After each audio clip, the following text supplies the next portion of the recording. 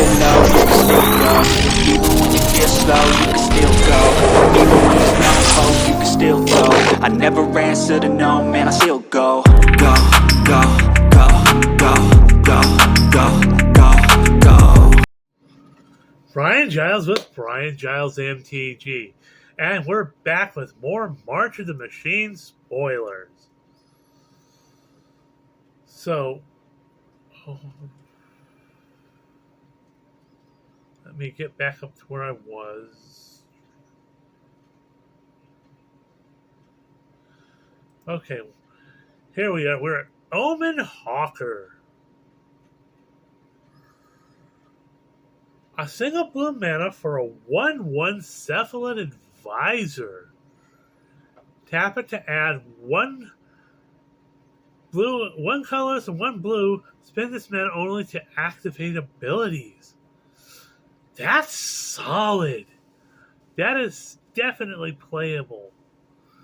Now, sure, it's only for abilities, so it's kind of limited, but that is really useful yet. A single blue mana for a creature that can provide 2 mana to activate abilities. Solid, especially since some of these flip costs are kind of beefy. So I'm gonna run with that. Okay, where'd we go? Aha.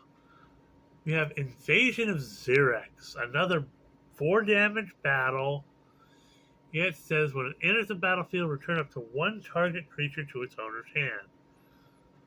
So it's a white, a blue, and 2. And you return a creature to its owner's hand, and it flips over into an XX type of flying creature where its power and toughness equal to the number of creatures you control.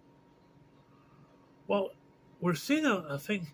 This might be another Angel Knight creature because it looks like some sort of angel creature, but it has armor on. So this might be another card that fits into that emerging Knight deck. So I'm going to say run with that. Another playable card.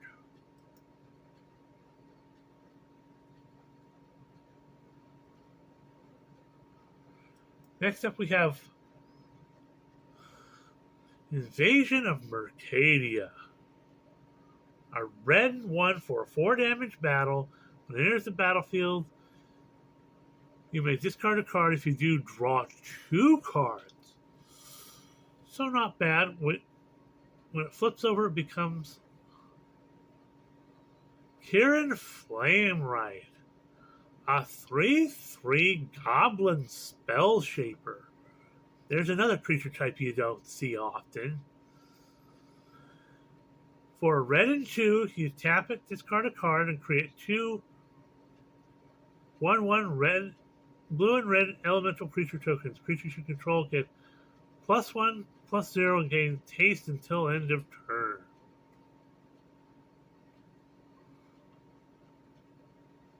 Not bad at all. He's a 3/3. Got decent power and toughness. He's got a nice ability. It can create some tokens and gives your creatures a boost and haste. So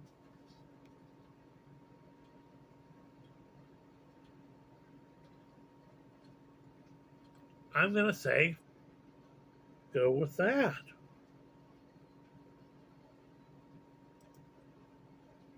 Okay, next up we have another one of the Phyrexian Praetors in Vorinclex. So this is our third version of Vorinclex. This is all the Praetors are Flippy cards, so it's 2 green and 3 for a 6/6 legendary Phyrexian Praetor with trample, and he has reach. That's ugly. When he enters the battlefield, search your library for up to 2 forest cards, reveal them, put it into your hand and shuffle. Okay, he has some land searching. And then for 2 green and 6, you exile him and return him to the battlefield under its owner's control, activate overlay sorcery, and it becomes the Grand Evolution. You mill 10 cards and put up to 2 creature cards from among mill cards onto the battlefield. Oof. The next one, distribute 7 +1/+1 counters among any number of target creatures you control. Oh, that's gonna hurt in the morning. Especially if you're playing in a trampoline deck. Ouch! And for the third part of the saga, until end of turn, creatures you control gains pay 1. This creature fights a target creature you don't control, and then exile it and flip it back over. So, wow. Vorinclex is beefy. This is another one you want to flip into his flip side. Okay, next up we have Pile On. Black and 3 for an instant with Convoke, destroy target creature or planeswalker and surveil 2. So you can Convoke this down practically nothing.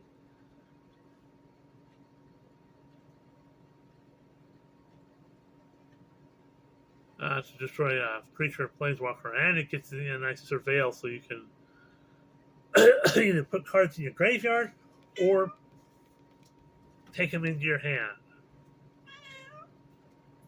or put them on the top of your library, rather. Excuse me.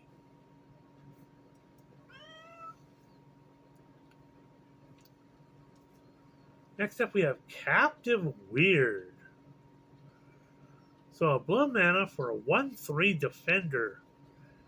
It transforms for a Phyrexian red and 3, which it transforms into Completed Conjurer. A 3/3 Phyrexian red. When this creature transforms into a Completed Conjurer, sell top card of your library until the next turn. You may play that card. Yeah, it's kind of janky, but for a 1/3 defender, and down the road you can transform it. I think it could have some uses. Next up, we have Copper Host Crusher. A beefy 2 green and 6 for an 8/8. Phyrexian Bear Rhino with Trample and Hexproof. That's just a big stompy creature.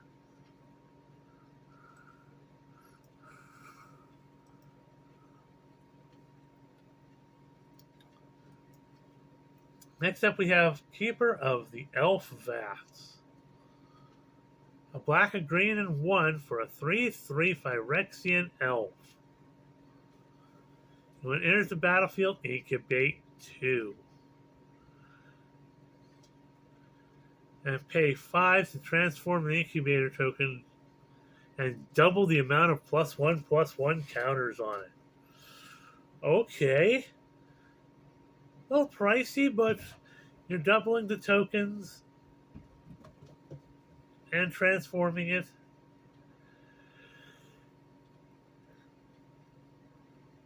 So that's interesting.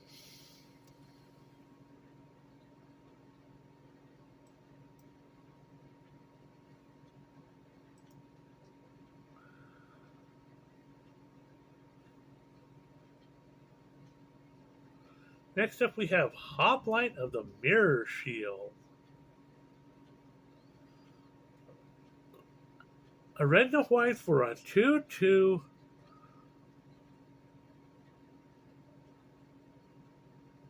human soldier with vigilance.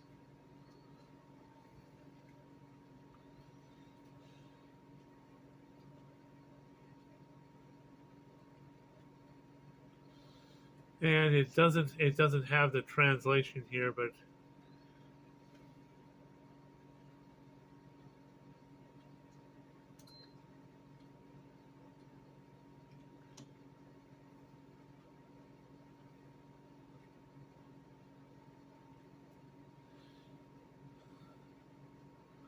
looks like you make a copy of another creature you control.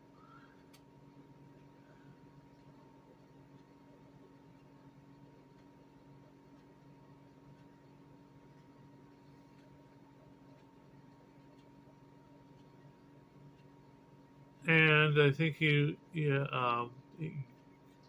possibly gain haste, and you sacrifice it at the end of the turn. I can't say it because my French is nothing, but that's what it appears to do. We'll probably see a more translated version of this card later.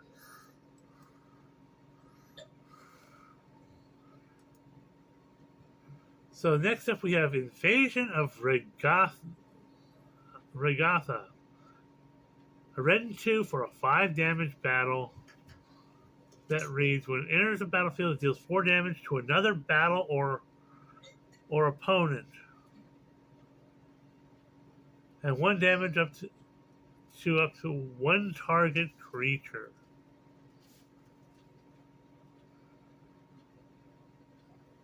Okay. And it flips over into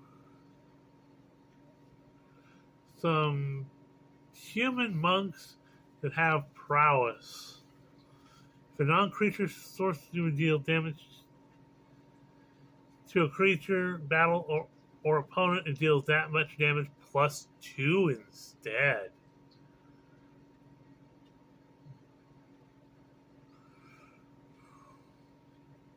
Solid. Looks like a very red thing.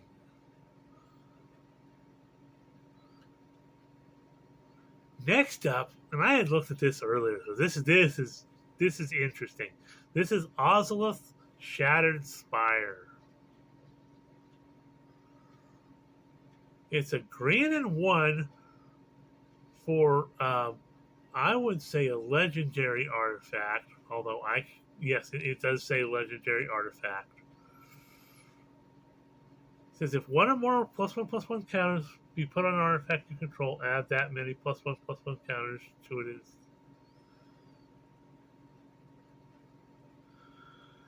and then it's dead.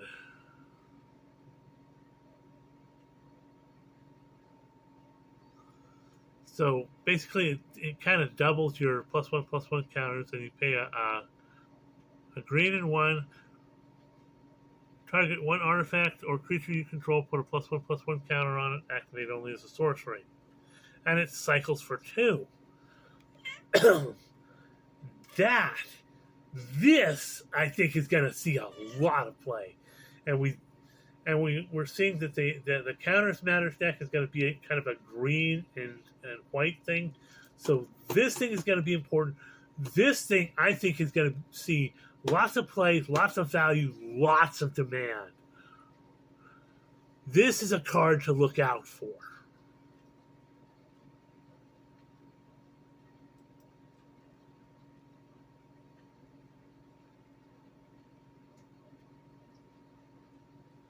Next up, we have Skyclave Aerialist, another Flippy card for a blue and 1. You get a 2/1 Merfolk Scout with flying.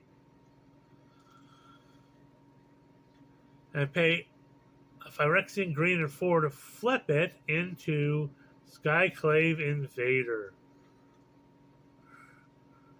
A 2/4 Phyrexian Merfolk Scout with flying.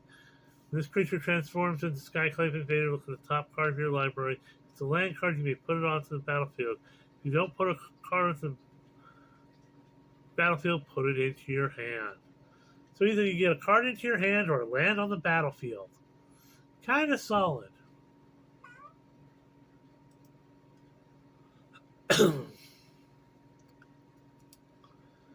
Next up, we have Glistening Deluge. Oof. 2 black and 2 I mean, two black and one, excuse me, where sorcerer reads, all creatures get -1/-1 till end of turn. Creatures that are green. Oh, here's another one. Yep. We are getting a cycle. Creatures that are green and or white get an additional -2/-2 till end of turn. So, yeah, we're getting a cycle of cards that care about opposing colors.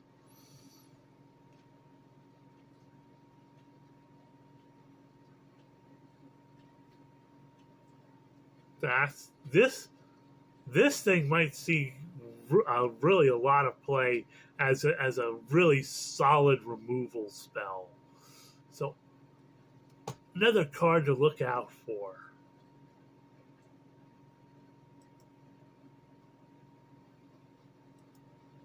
This is Seraph of New Capana. Another Flippy card for a white and 2. You get a 2/2 Angel Soldier with flying. You pay a Phyrexian black and 4 to flip it, and it becomes Seraph of New Phyrexia, which is a 3/3 Phyrexian Angel with flying.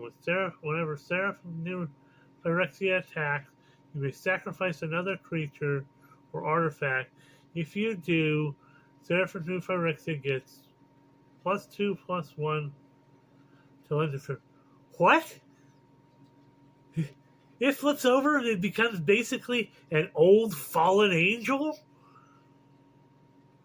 Wow. That is interesting.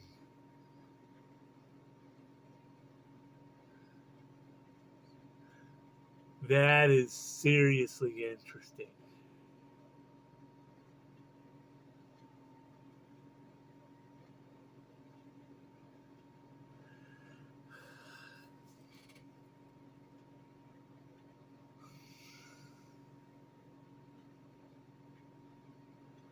Next up, we have Invasion of Kamigawa.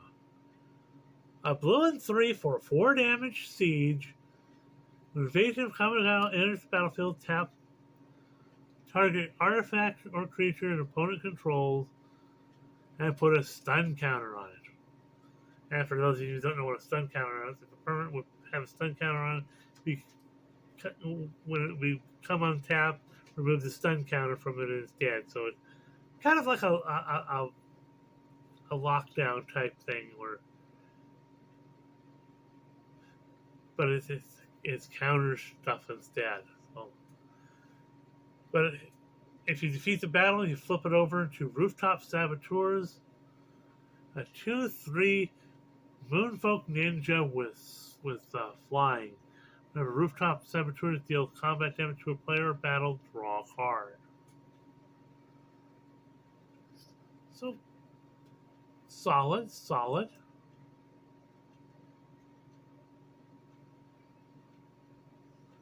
Next up, we have Invasion of Innistron. 2 black and 2 for a 5 damage battle with Flash. Invasion of Innistron enters the battlefield with up to 1 target creature and opponent control gets -13/-13 till end of turn. Well, that's a very Innistron thing to do. If you defeat the battle, though,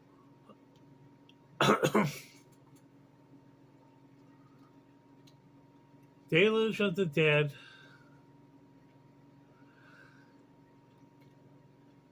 becomes Deluge of the Dead, an enchantment that reads when Deluge of the Dead enters the battlefield, create 2/2 black zombie creature tokens, and pay a black and 2 XL target card from any graveyard.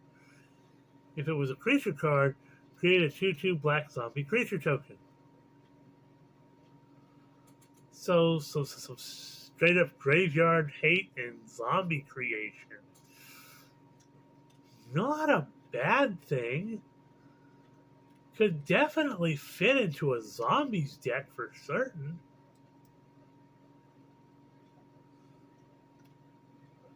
Next up, we have Gift of Completion. So it's a black and 1 for enchantment that reads when gifts of completion enters the battlefield, incubate 3. So you can get a incubator token with 3+1/+1 counters on it, and of course you pay 2 to make it into a 0/0 Phyrexian artifact creature. But it also has whenever a Phyrexian you control dies, surveil 1. So again, more stuff that cares about Phyrexians.